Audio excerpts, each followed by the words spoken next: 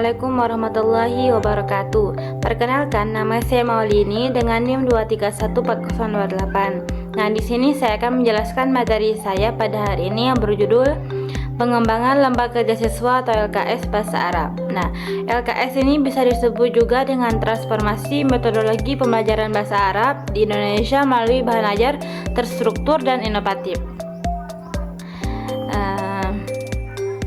Nah, paradigma baru pembelajaran, pendekatan tradisional, metode qawaid wa tarjamah, tata bahasa Arab dan terjemah yang bersifat edukatif dan teacher center, siswa sebagai resipien pasif menerima transfer pengetahuan secara searah. Nah, yang kedua, pendekatan modernnya berpusat pada peserta didik atau student center berdasarkan teori konstruktivisme. Siswa sebagai agen aktif mengkonstruksi pemahaman melalui interaksi dan pemecahan masalah.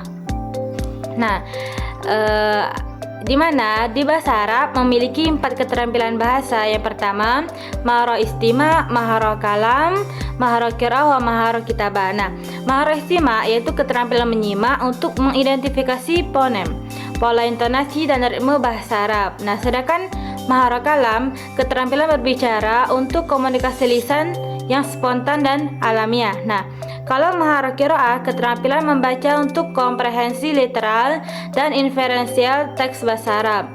Kalau maharo al-kitabah keterampilan menulis untuk ekspresi kreatif dan komunikasi tertulis yang koheren. Nah, fungsi dan manfaat LKS, kalau bagi peserta didiknya membangun otonomi belajar, mengurangi beban kognitif dan mereduksi kecemasan berbahasa. Kalau bagi pendidik, transformasi peran guru menjadi fasilitator relokasi waktu untuk bimbingan individual. Nah, dampak pembelajaran meningkatkan keterlibatan emosional dan peningkatan hasil belajar secara signifikan.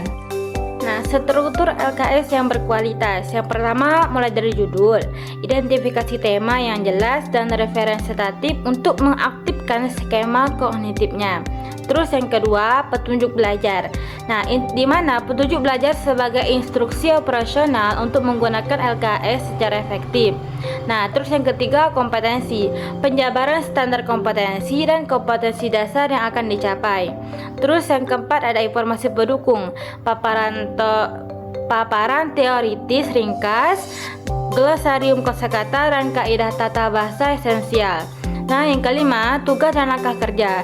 Nah, di mana serangkaian aktivitas terstruktur dengan pendekatan saintifik.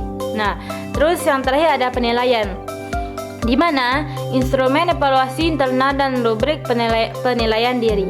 Terus materi selanjutnya ada standar kelayakan LKS. Nah, di mana yang pertama kelayakan isinya, kesesuaian dengan kurikulumnya 23%. Nah, terus relevansi konteksnya 23% juga, kebenaran keilmuannya 18%, kesesuaian ipteknya 18% dan kesatu paduannya 18%. Nah, terus kelayakan penyajian, sistematika yang logis, kelengkapan komponen, dan alur pembelajaran berpusat pada siswa dengan scientific approach. Nah, terus yang ketiga ada kelayakan kebahasaan. Nah, di mana bahasa pengantar, lugas dan komunikatif, konsistensi istilah teknis, serta kepatuhan pada PUEBI. Nah, terus yang terakhir ada kelayakan kegrafikan. Nah, di mana tipografi Arab jelas berharokat, layout mengakomodasi bacaan kanan ke kiri, dan ilustrasi bermakna mendukung pemahaman. Terus selanjutnya ada aktivitas keterampilan menyimak dan berbicara. Nah, maharo al-istima atau menyimak, di mana yang pertama latihan diskriminasi fonemik dengan kesadaran fonologis. Terus yang kedua ada transkripsi dan dikte terbimbing atau imla istimai. Terus yang ketiga ada pemahaman komprehensif berbasis konteks. Terus yang terakhir ada integrasi multimedia audio atau video dalam ELKPD. Nah, terus kalau maharo al-kalam berbicara, pemanfaatan stimulus visual untuk deskripsi lisan, simulasi kontekstual dan bermain peran atau role play. Terus ada aktivitas kesenjangan informasi atau information gap. Terus ada debat diskusi permasalahan kontemporer.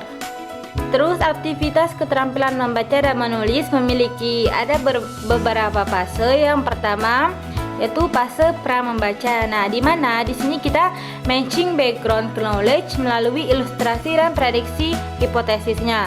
Terus yang keduanya ada skimming untuk gagasan pokok dan scanning untuk informasi spesifik. Nah, yang ketiga aktivitas interaktif yang dimana terdapat drag and drop, crossword puzzle, dan permainan edukatif digital. Nah, yang keempat ada analisis sintaksis di mana mengidentifikasi struktur tata bahasa dalam wacana otentik. Nah, latihan mekanis, koordinasi motorik halus dan kaligrafi huruf hijaiyah. Terus ada konstruksi paragraf, yaitu rekonstruksi potongan wacana acak secara kronologis. Terus yang ketiga ada produksi kreatif, esai, opini, dan makalah pendek dengan tema spesifik. Terus selanjutnya yaitu ada penilaian aktivitas LKS. Yang pertama, uji kevalidan. Nah, di mana review pakar materi, desain, media, dan bahasa untuk memastikan kelayakan teoritisnya. Nah, terus yang kedua ada uji kepraktisan, di mana evaluasi penggunaan akhir atau guru dan siswa terhadap kemudahan penggunaan dan efisiensinya. Terus yang ketiga ada uji keefektifan. Nah, di mana pembuktian peningkatan kompetensi melalui penilaian autentik dan uji tes statistiknya.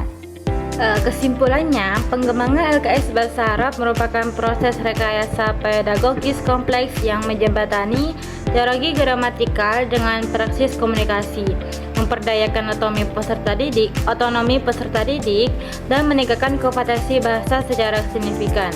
Nah, integrasi CLT dan pendekatan saintifik, sintesis paradigma komunikatif dengan metode ilmiah dengan pembelajaran holistik.